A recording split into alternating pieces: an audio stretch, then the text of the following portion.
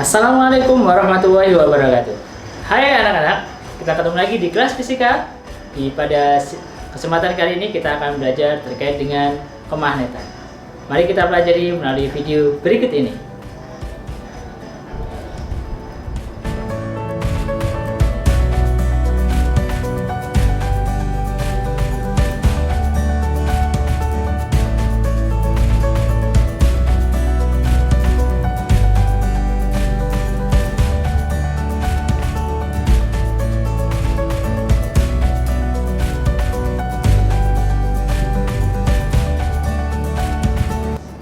Pada kesempatan kali ini kita akan belajar tentang magnet dan induksi elektromagnetik. Kita sudah pernah belajar, mungkin ketika kalian di SMP dulu kita belajar tentang magnet, yaitu magnet adalah sebuah benda yang dapat menarik benda lain yang disebut dengan magnet. Nah, bagaimana dengan bahan dari magnet itu sendiri? Magnet itu ditemukan di suatu wilayah kecil di Asia yang namanya magnesia dari sebuah batu yang dapat menarik logam yang lain. Logamnya disebut dengan magnet. Ada beberapa benda yang dapat ditarik dan tidak dapat ditarik oleh magnet. Pertama adalah bahan diamagnetik, adalah benda yang dapat ditarik oleh magnet. Contohnya adalah gunting ataupun yang terbuat dari besi ataupun baja. Kemudian ada benda juga yang tidak dapat ditarik oleh magnetik, tidak dapat ditarik oleh magnet, yaitu disebut dengan bahan non magnetik. Ada benda seperti bahan dari kayu, kemudian dari plastik, itu tidak dapat ditarik oleh magnet. Magnet memiliki dua buah kutub, yang mana kutub di sini memiliki kuat medan magnet yang paling besar di antara bagian magnet yang lain. Ada kutub utara dan kutub selatan. Kita contohkan adalah di bumi yang kita tinggali merupakan sebuah magnet elektromagnetik yang paling besar. Bumi memiliki dua kutub, yaitu kutub utara dan kutub selatan. Tetapi untuk kutub magnet bumi itu yang ada di belahan bumi utara adalah kutub selatan magnet bumi.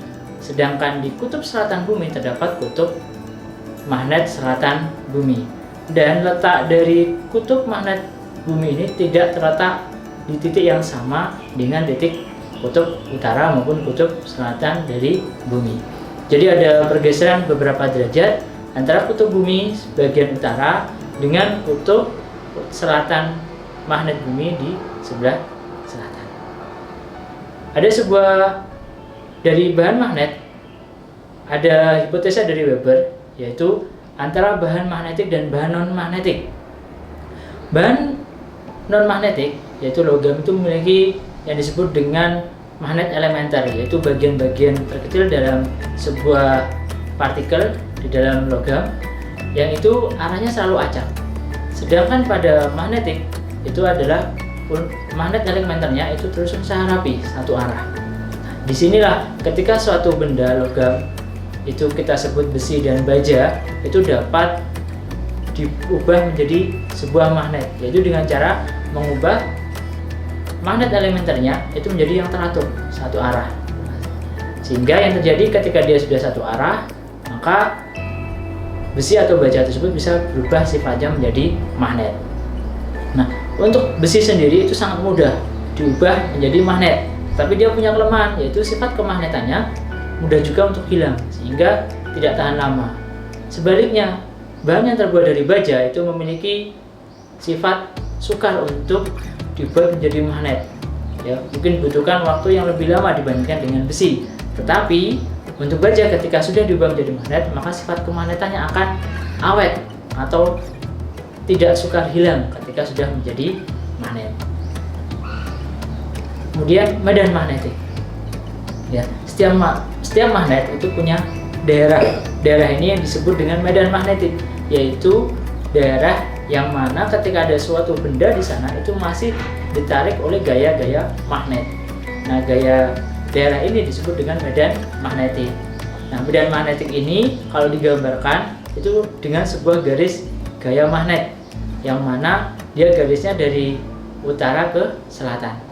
Nah, garis-garis ini itu ketika jaraknya semakin lenggang, maka gaya magnetnya semakin kecil.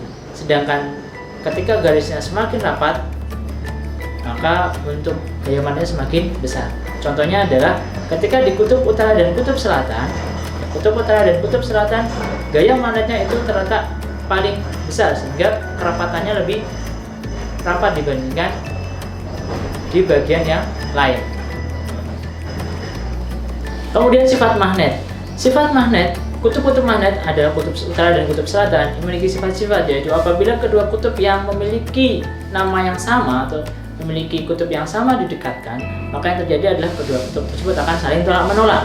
Tetapi sebaliknya, ketika ada dua kutub yang tidak sama, ya, misalkan utara dengan selatan atau selatan dengan utara, ketika didekatkan, maka yang terjadi adalah adanya gaya tarik-menarik antara kedua kutub tersebut. Nah, jadi dicontohkan di sini adalah ada sebuah alat yang menggunakan prinsip magnet, yaitu kompas. Kompas itu selalu mengarah yaitu ke utara dan ke selatan bumi, kutub utara dan kutub selatan bumi. Di sini ketika tidak ada benda bersifat magnetik di sekitar kompas, maka kompas akan menunjukkan kutub utara dan kutub selatan bumi. Tetapi ketika di dekat kompas tersebut diletakkan sebuah magnet, maka yang terjadi adalah kompas tersebut tidak dapat menunjukkan lokasi kutub utara dan kutub selatan. Artinya dia tidak lagi mengarah ke kutub utara dan kutub selatan bumi.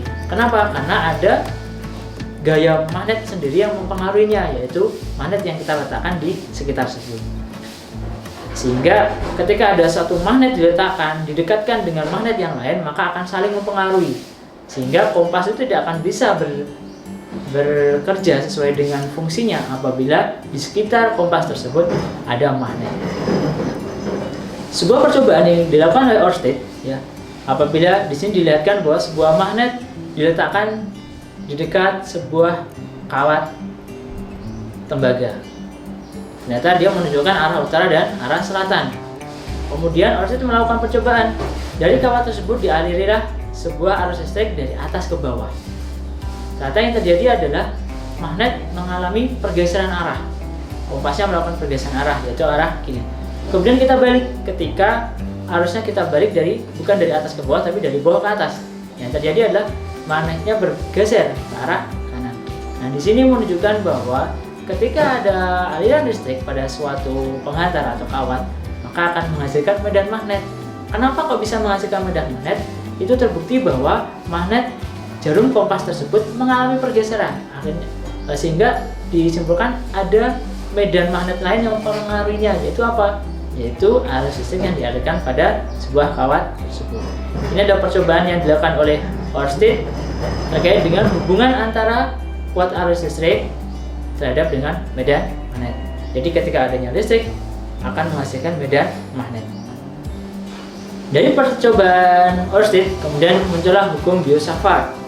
Hukum ini menjelaskan yang pertama, yaitu adanya medan magnet pada sekitar kawat lurus berarus. Ini menggunakan kaidah tangan kanan, yang mana ya, kita tangan kanan kita, jempol ini menunjukkan arah kuat arusnya, sedangkan keempat jari kita yang lain ini menunjukkan arah medan magnetnya. Jadi ketika ada sebuah kawat listrik berarus, maka di sekitarnya ketika arah arusnya ke atas, ya dari bawah ke atas, maka medan magnetnya adalah berlawanan dengan arah jarum jam. Dan sebaliknya, ketika ada kawat berarus yang arahnya ke bawah, nah seperti ini, maka arah medan magnetnya adalah searah dengan jarum jam. Nah, kemudian berapa nilai induksi magnetiknya dari sebuah titik yang berjarak dari kawat tersebut, itu dirumuskan dengan B sama dengan mu 0 kalikan I dibagi 2 PR. Di sini I adalah kuat arus yang dialirkan pada kawat tersebut, sedangkan R adalah jarak titik kepada kawat berarus. Nah, di sini titiknya itu bersifat radius, artinya melingkar. Ketika jaraknya, walaupun letaknya berbeda, tetapi jaraknya dengan kawat berarus itu adalah sama. Ya, misalnya kawat berarus di sini yang jaraknya 2 cm dengan sebelah kiri 2 cm memiliki medan atau induksi magnetik yang sama. Berbeda halnya dengan itu kalau kawatnya adalah kawatnya lurus. Bagaimana dengan kawat yang dibentuk melingkar? Nah, ketika kawat itu dibentuk melingkar, maka di tengah-tengah titik di tengah-tengah antara lingkaran tersebut yang kita sebut dengan pusat dari lingkaran itu memiliki induksi magnetik yang berbeda ketika kawatnya bentuknya adalah kawat lurus. Nah, di sini ketika kawatnya bentuk lingkaran, maka induksi magnetik di tengah lingkaran tersebut dirumuskan dengan B sama dengan mu0 kalikan I dibagi 2R. Nah, 2R di sini adalah R adalah jarak atau jari-jari dari lingkaran yang dibuat menggunakan kawat berarus tersebut. Nah, kemudian kalau misalkan di situ lilitannya hanya satu, ketika ada lilitan dari berbentuk lingkaran ini lebih dari satu, maka bisa dikalikan dengan jumlah lingkaran, sehingga rumusnya menjadi B sama dengan mu0 kali I dikalikan N adalah banyak lilitan dibagi 2R. Nah, cukup mudah bukan? Jadi ketika ada kawat berarus, baik itu lurus maupun melingkar, memiliki induksi magnetik pada titik-titik di sekitarnya. Nah, di sekitarnya di sini memiliki nilai yang berbeda-beda berdasarkan persamaan yang tadi sudah dijelaskan. Cukup mudah. Nah, bagaimana untuk mempelajarinya? Bagaimana aplikasinya untuk persamaan yang tadi dijelaskan? Nah, kita saksikan contoh berikut ini.